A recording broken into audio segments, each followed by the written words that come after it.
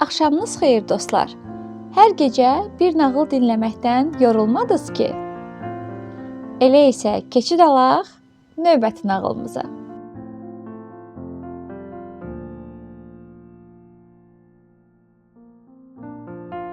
Bu axşam sizə Özündən Razı Şahzadə adlı fransız nağılını danışacağam.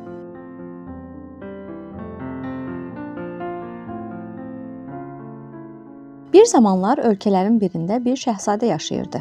Onun atası qüdrətli və zəngin bir kral idi. Amma şahzadə nə atasının zənginliyi və qüdrəti ilə, nə də öz gözəlliyi ilə məşhurlaşmışdı. Bu qız çox təkəbbürlü və olduqca ağılsız biri kimi tanınırdı. Ərə getmək yaşı çatanda şahzadələr və vəliəhdlər kralın yanına elçiliyə gəldilər. Amma şahzadə namizədlərin hərəsində bir nöqsan tapırdı. Kimini çirkin, kimini kasıb, kimini isə ölkəsi kiçik olduğuna görə alçaldaraq heç kimə ərə getməyə razılıq vermirdi. Yaz gəlib çiçəklər açanda saraya bir şahzadə gəldi. Yaraşıqlı şahzadənin geyimi elə də təmtəraqlı değildi. Əlində isə təkcə yeni açılmış gözəl bir gül vardı. Gülün çox gözəldir. Şahzadə qız kinayə ilə dilləndi. Yəqin ki, çoxlu qızıl, ləl cəvahirat verərək onu almısan. Xeyr, mən onu pulla almamışam. Anamın bağçasından sənin üçün dərmişəm. Təkəbbürlü şahzadə qəzəbləndi. Rədd ol sarayımdan. Sən mənim kimi bir şahzadəyə bağçadan qopardığın adi bir gül gətirməyə utanmırsan? Şahzadə cavab vermədi. Saraydan çıxıb getdi. Amma öz ölkəsinə qayıtmadı. Sarayın yaxınlığındakı bir kənddə yaşamağa başladı. Paltarlarını çıxarıb kəndlilər kimi geyindi. Atlara baxan mehdər kimi saraya geri döndü. Kralın tövlələrində işləməyə başladı. Boş vaxtı olanda xüsusi bir qab düzəltdi. İçindəki su qaynayanda bu qab bülbül kimi cəhcəh vurardı. Qab ocağın üstündə olanda çıxardığı səslər o qədər gözəl idi ki, kralın təkəbbürlü qızı dözməyib mehdər gəncdən bu qabı ona satmağı istədi. Əvəzində nə qədər qızıl, ləl cəvahirat istəsə verməyə hazır idi. Oğlan cavab verdi.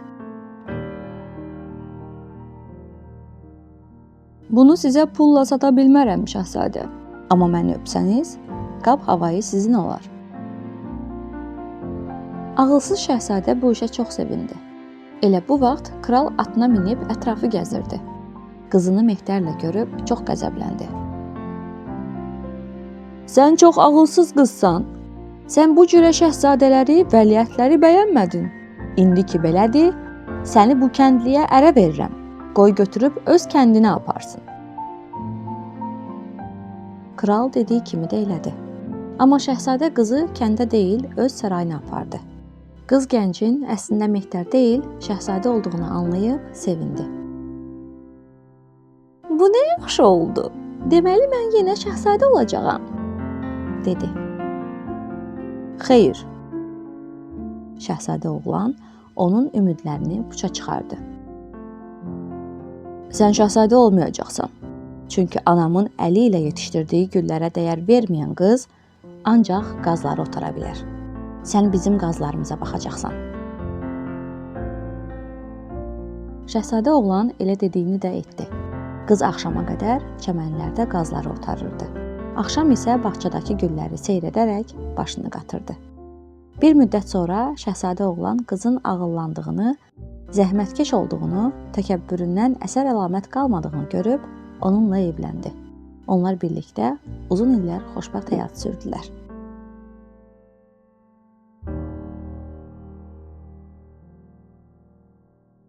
Bu axşamki nağılımızın da beləcə sonuna gəldik.